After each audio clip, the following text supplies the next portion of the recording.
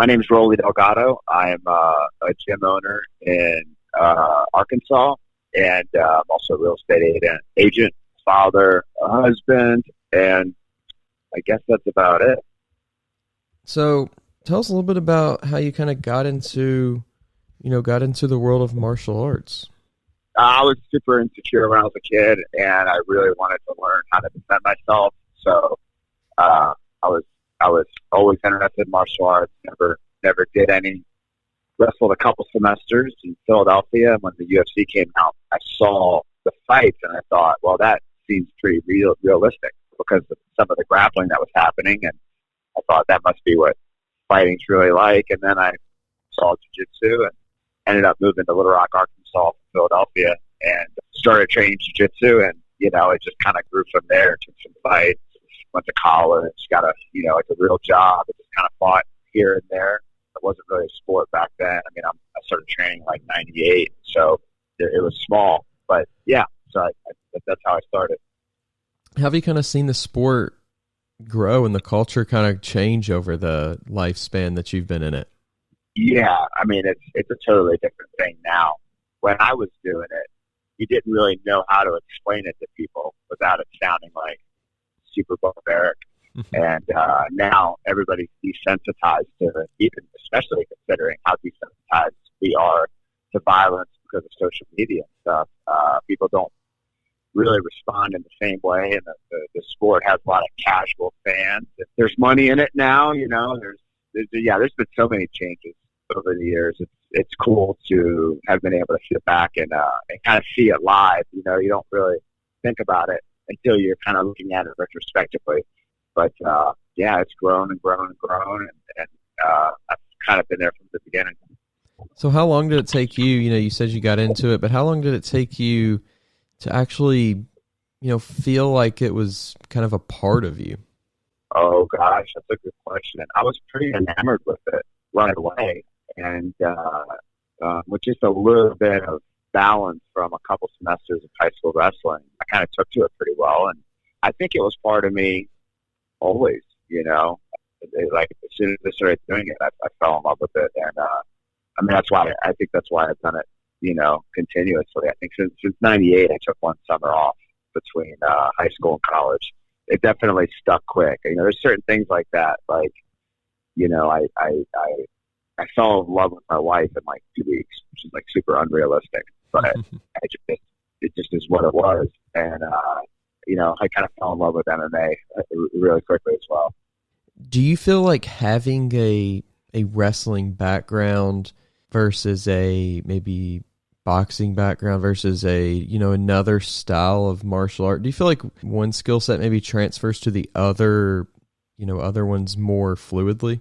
Oh yeah. I mean, it's obviously wrestling. The data supports that. It's not really at this point, it's really not even an opinion. It's just a fact. It's pretty applicable. The type of people that wrestle tend to be really tough people.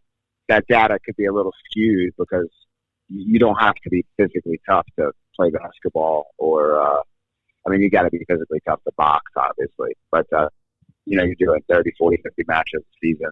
That's just the season. And then if you're doing off-season work and tournaments, you're getting even more matches and you're cutting weight and you're dealing with adversity. So there's that. But obviously, just the rest people with wrestling backgrounds are that's the most common dominant background in MMA. How long into your martial arts career did you go until you started coaching?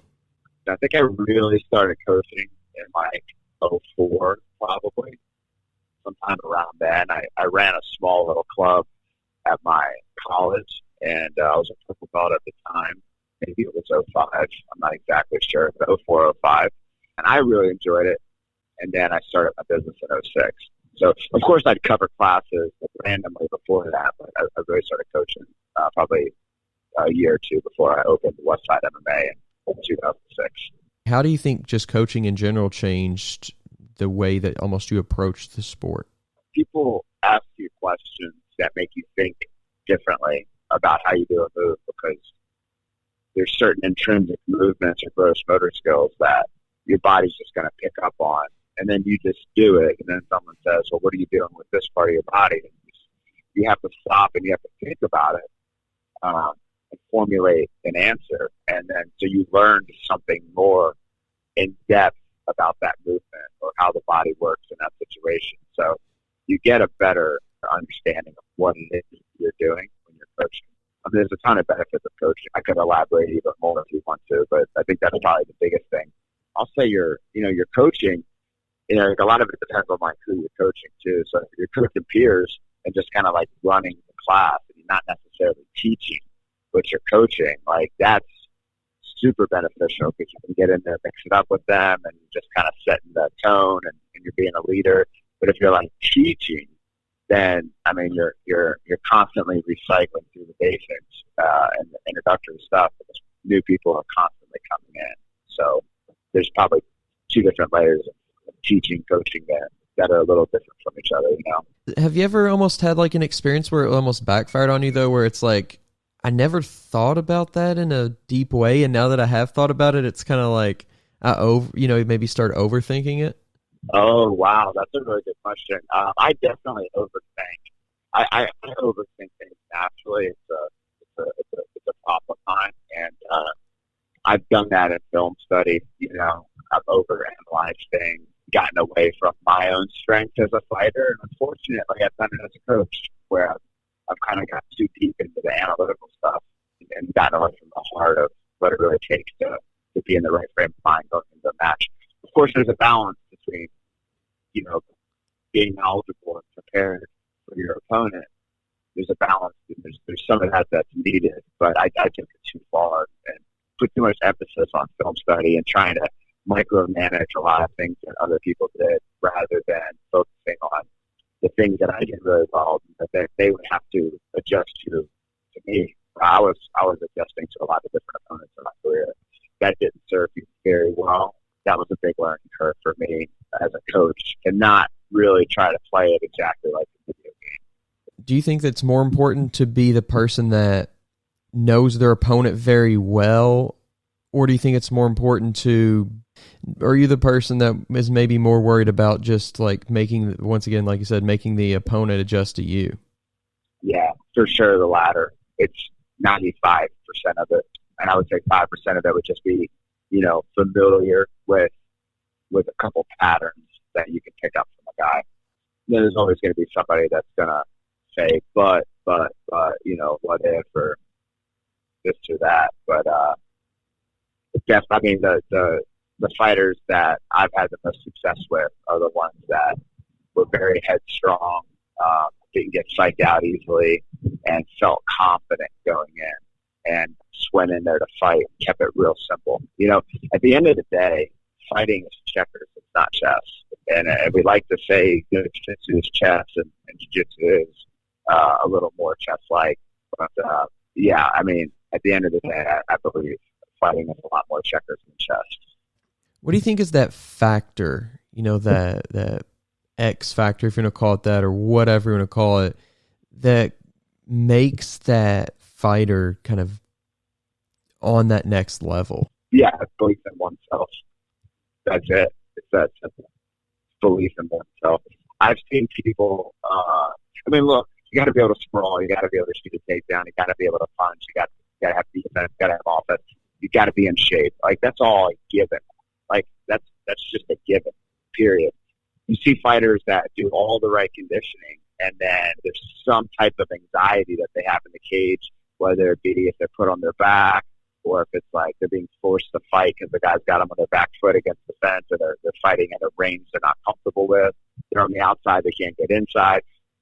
When you have that kind of anxiety, it doesn't matter how hard you train because you're going to fatigue because your heart, the anxiety affects your body differently. I don't think people realize that enough, and I sure as heck don't hear commentators and stuff talk about it. And these guys they're doing road work and they're doing all the right things, but if they're not comfortable in there, then they can't really fight to their full potential. So it's that belief in yourself that you're gonna win. You're gonna do everything you can to win, and it's just that simple. Like, of course, you can't control everything, and you're never gonna win every single fight.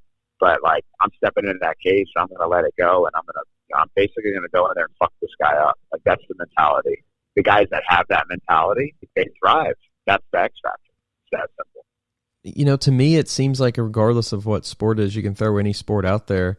But sometimes I feel like whenever I watch an athlete, it's like, why are they still doing this same thing? It's not working, or maybe it worked and then now it's just stopped working. Like, why do you think that it's sometimes overconfidence in a plan, or do you think it's maybe a fear of change that keeps an athlete almost doing the same thing even though it maybe not be the best thing for them? Do you mean in a specific fight or over the course of a career? Sometimes both, I guess, really. I mean, maybe in the specific, like in a fight, it could just be because that's the game plan, but in a career, it just seems like a lot of times, why is this not getting changed or fixed? Yeah. All right. Well, so in a fight, I think I can say a lot of it has to do with they may not have the tools to change the game plan. So there's that. Some fighters can only fight one way. They may not have the fighter IQ, while their heart rate is through the roof. The higher your heart rate gets, the lower your cognitive skills become. So, a lot of it's fighter IQ and aptitude mentally to be able to change gears on the fly like that. And then throughout a career, I think a lot of it is just a lack of off-season work. And, in the off-season, you're developing new skills, and then as you perfect them, it might take you 3 or 4 fights to be working on something before you can actually utilize it in the cage. But you can continue developing throughout your career, and a lot of people just kind of typecast themselves. So when it happens in a career, that's more than likely the case.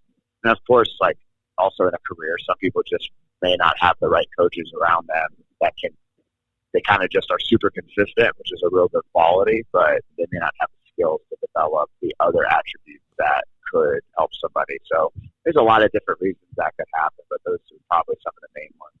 Is there anything outside of training, training on the mats or training whatever, that you do or that you've seen be done to kind of help that from the aspect of being more, I guess, in the zone maybe, or just able to have it a natural lower heart rate? No, I don't think there's much you can do about that. You better do your Tabatas and train for recovery, but you can't, like I said, it's not chess, it's checkers.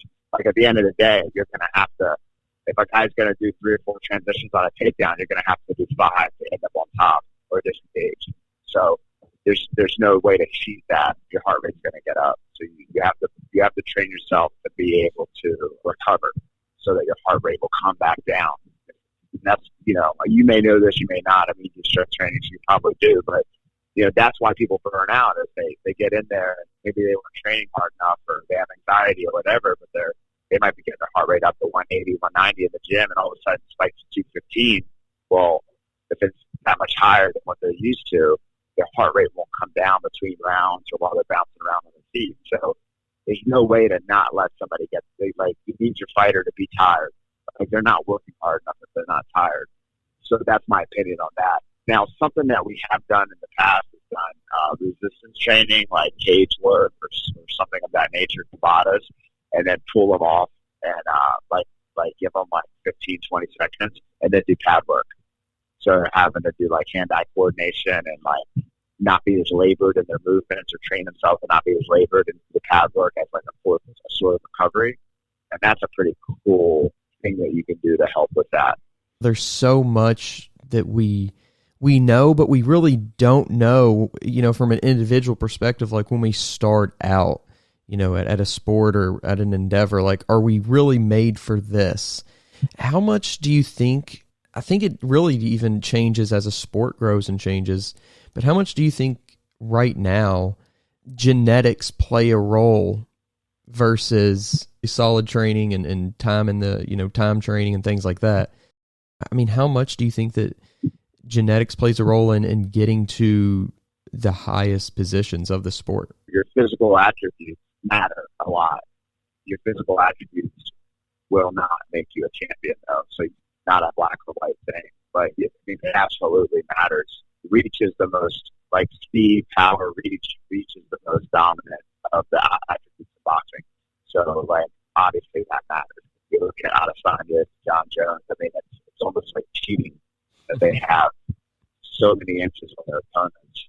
But those guys also are able to dig deep when they're completely exhausted and pull out, winning rounds, late in fights. So it's not a black or white thing. It's just a lot of athletes don't make the cut because they're not mentally tough enough. A lot of people make it further than their bodies should have allowed them because of the mental toughness. And you see that pretty often as well.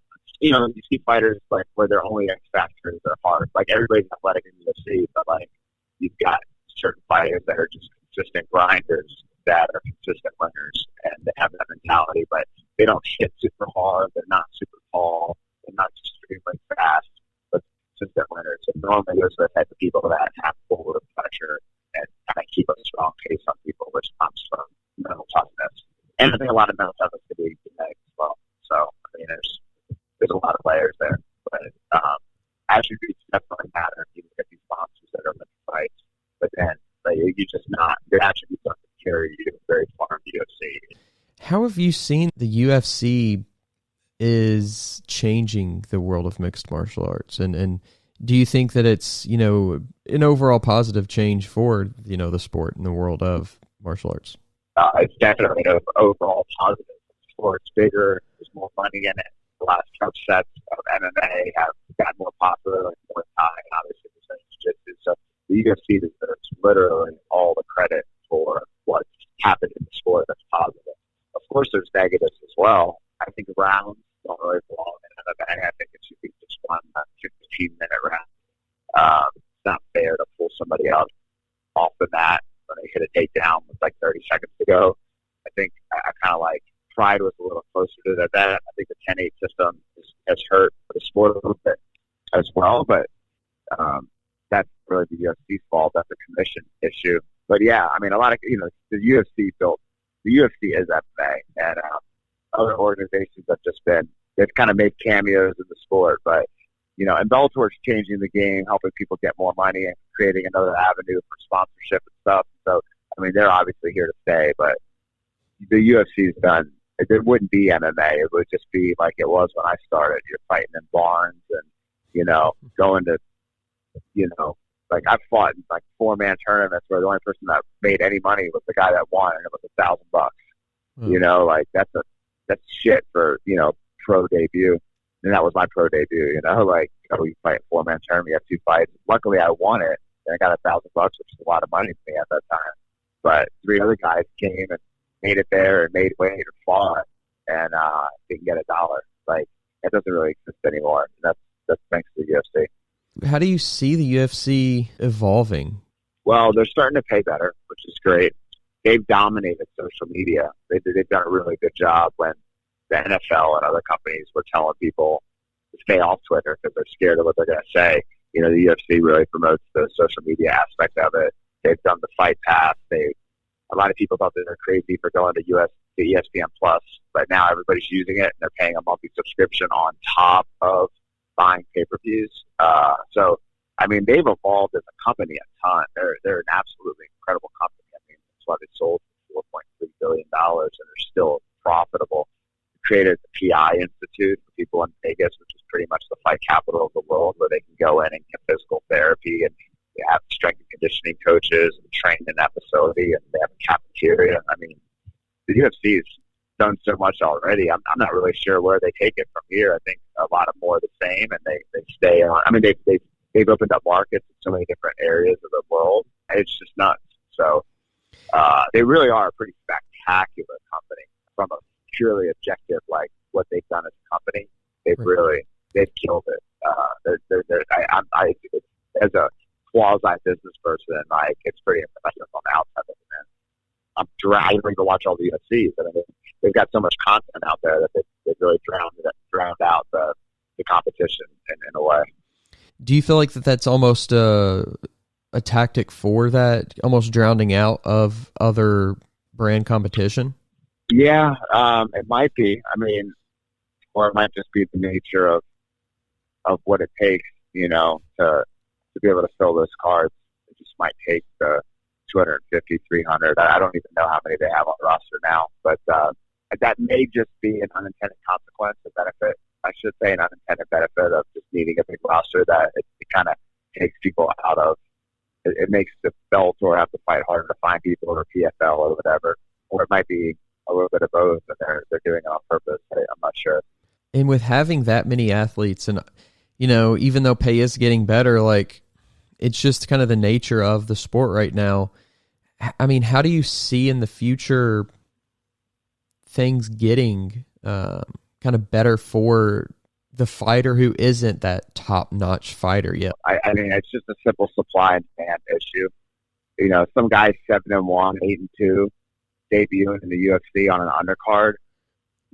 Like everybody's crying about fighter pay, and it'd be great to be more, but there's 100 people in that weight class with similar records dying to take that guy's spot. I mean, how much money do you think a guy who's got 10 pro fights, half of them will probably can? How much money do they really deserve? I mean, and deserve is a weird term too. Like, who's to say what that's worth when right. they're 8-2, 9-1, 7-1 guys and a dime a dozen, and a lot of them come into the UFC and they wash out after 2 fights. They lose 2 fights. That sucks. But, everybody bashes fighter pay. And I just think there's a ton of, it's the nature of the sport. These guys are on the undercard. Think about all the great companies that used to sponsor MMA athletes, and almost none of them are still around. One more round, tons of companies that used to sponsor fighters, and they just never really got a return on that investment as a company. And that's why most of them don't do that anymore. Most sponsorship comes from some type of personal connection that somebody has with the company, or their manager has a ton of personal connections that he can leverage, at least at a smaller scale. So I think it has more to do with that on the sponsorship level than it does what the actual return on investment is. So, yeah, it's a long-winded way to say, like, yeah, fighter pay sucks, but there's a lot more fighters wanting to fight than there are opportunities to fight in the UFC. So I don't know what the number is that would make people happy. People are going to complain about it. People don't realize, like, boxing is even worse.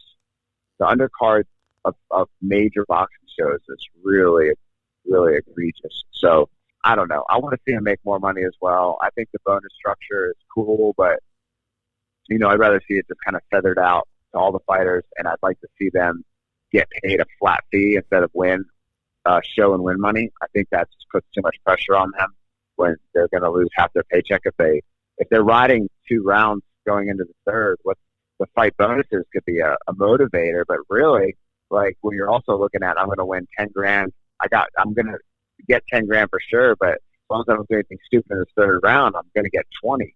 Like, right. I think that's a guaranteed 10, opposed to, like, maybe you get a bonus for fight of the night or whatever, but performance of the night. But I'd like to see the bonuses just kind of feathered out amongst the people a little more. I mean, I think that would probably be a more reasonable, fair thing to do. But I mean, what do you think it should be? Like, if a new UFC fighter is starting out at like 12-12, I think right now, like if that's not enough for a guy that's got like 8-9 fights, like, I mean, is 20-20 enough? What's the number people think it should be? I don't know. I do think fighter pay's low, but it's supply and demand. I mean, if you want to pay fighters more, start a company and do it. People try and they fail 99% of the time. When you talk about training though, when you go from like competitive but not quite to the top tier level to that really top tier level of competition, how do you think? I mean, what's kind of the most major changes when it comes to how a fighter will train, how a fighter will get ready for a fight, like all of the of the things that what kind of makes the biggest difference there? The biggest change I've seen is we've reduced the amount of hard sparring that we do in the gym. When I came up, we sparred hard a lot, and I fucking loved it. I love sparring hard, and it made me feel alive. And if I could spar hard for 3 rounds, I felt like that was the closest thing I could get to best conditioning for a fight. But all the CTE coming out and the wear and tear on the body, I think we pushed it too hard in that direction, and we pulled back a lot on that, and that's been a good thing for sure. That's probably the biggest change. Do you see that maybe things like jiu-jitsu are getting bigger, because it's less of a potential for that risk? No, I don't think it's that. I think it's that people don't really want to get hit, period, because they don't like getting hit.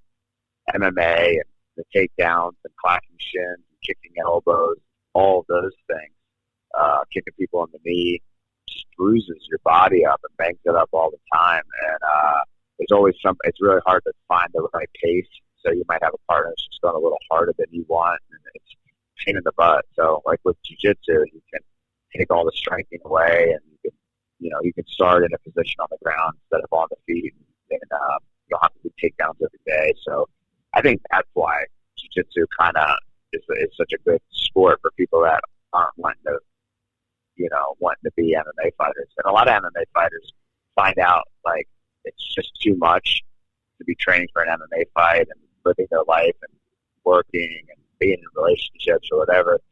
And so they either quit or they might like fall into jiu-jitsu so they can still get a taste of that combat, but it's a more minor kind of thing. So I think that's why the sub-sports have done so well. Is it something that individuals have where it's like, I don't mind taking, I don't mind getting hit. It doesn't bother me. Or is it just like, okay, I'm really just used to what it almost feels like? Or, basically what I'm asking is it something that anybody could do, or is it just something that really is for some people only, and some people just will never really be a fighter? There's a spectrum there for sure. I'm sure there are some people that I know people that used to throw up before fights and they'd have to end up in hospital because of nerves. Like I've seen that. I mean, there's people that are going to have a tough time doing it no matter what on the far end of the spectrum. But some people naturally aren't scared to get hit, take it well, and that's the thing that helps them develop faster. I personally was very punch shy when I was younger, and I had to work through it, and it was a process. Now I'm not punch shy at all. I'm not scared to get hit. It's almost been a problem. Kind of spent too much time striking some fights. But people can develop the ability to not be scared to get hit, and I personally have done that. That wasn't natural for me. What do you think is kind of the main benefit, or some of the main benefits of getting into martial arts for just the average person? Well, developing confidence is huge.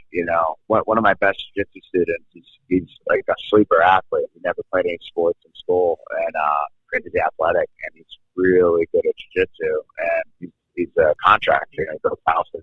Jiu-jitsu's given him the confidence to hold his ground and, get onto these subcontractors that are kind of loafing or not doing, holding their end of the deals up. And, you get into those like rough situations where like it's kind of a heated conversation, but you can stay calm and confident through jiu-jitsu training, even though like you may not be ready for a lot of what's going to go on with the hands. I mean, most of these situations, you're not fighting a trained fighter, so it's not like extremely difficult to close the distance to get your arms around.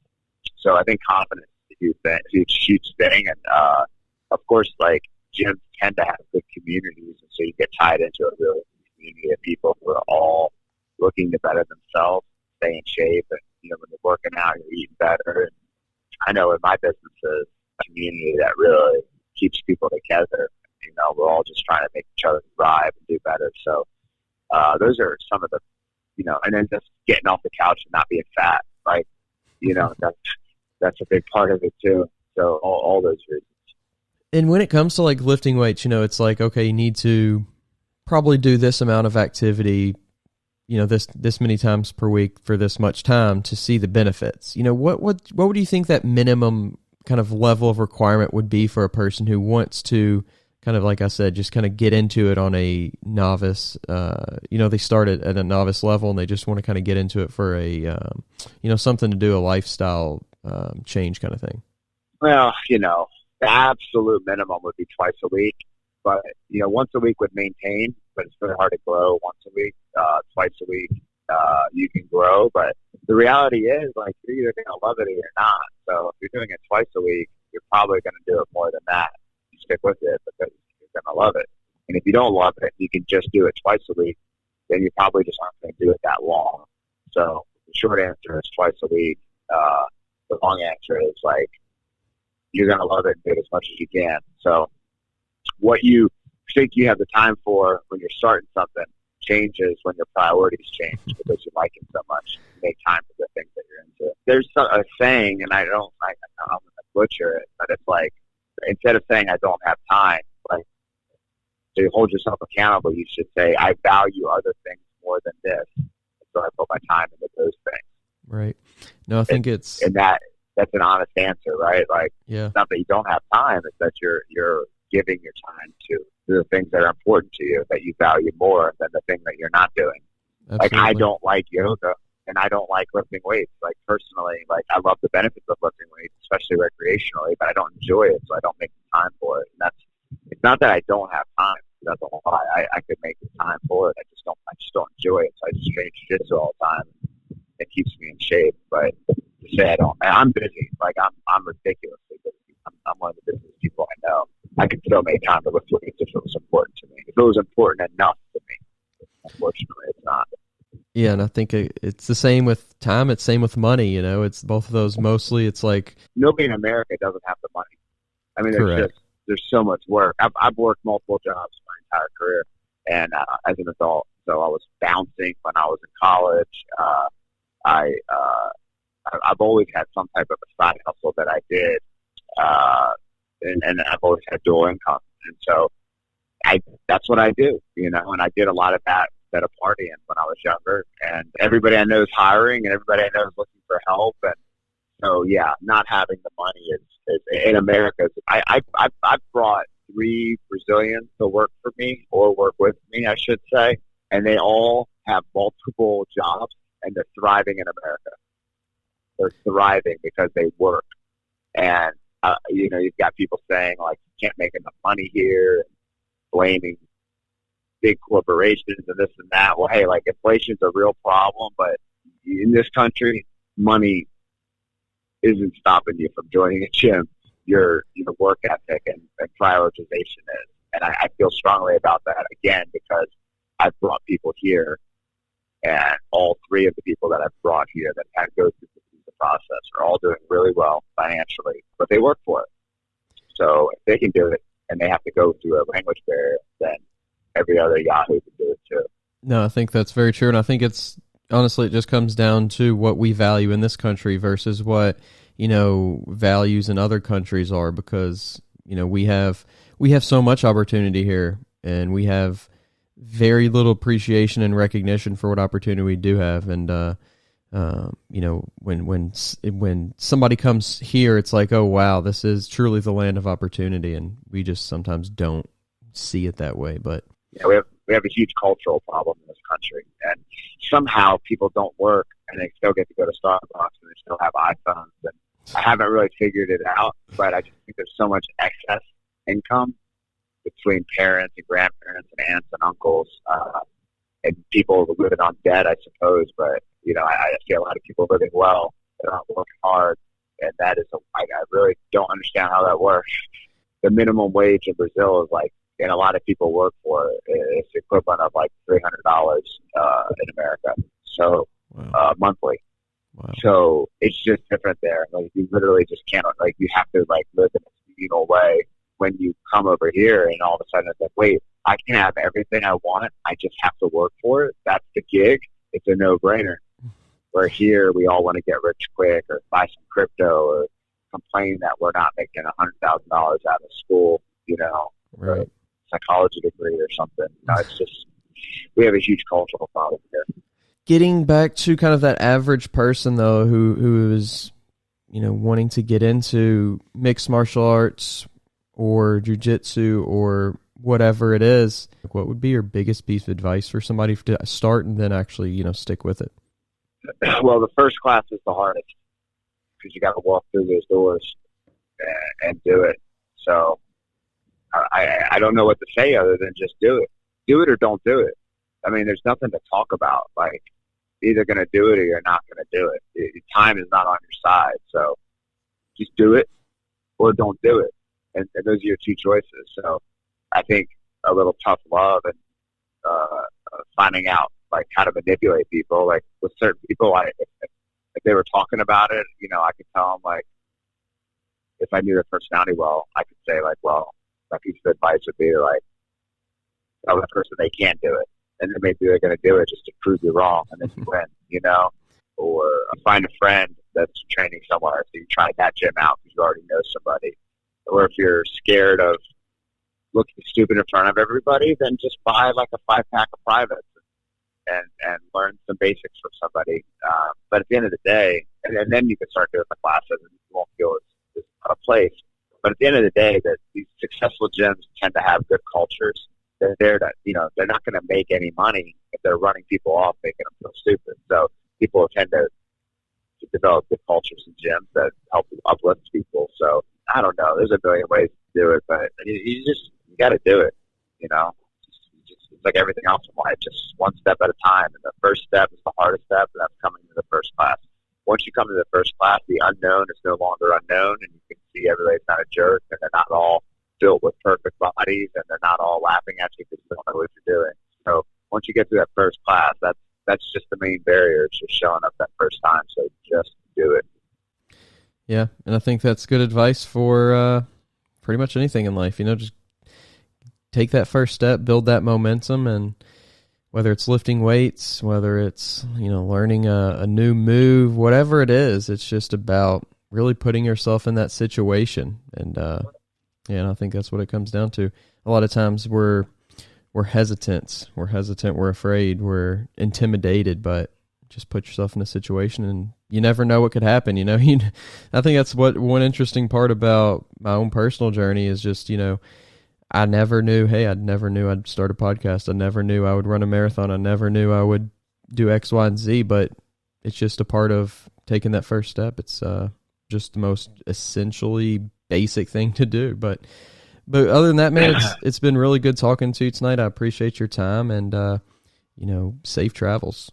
Yeah, okay. Thanks so much, man.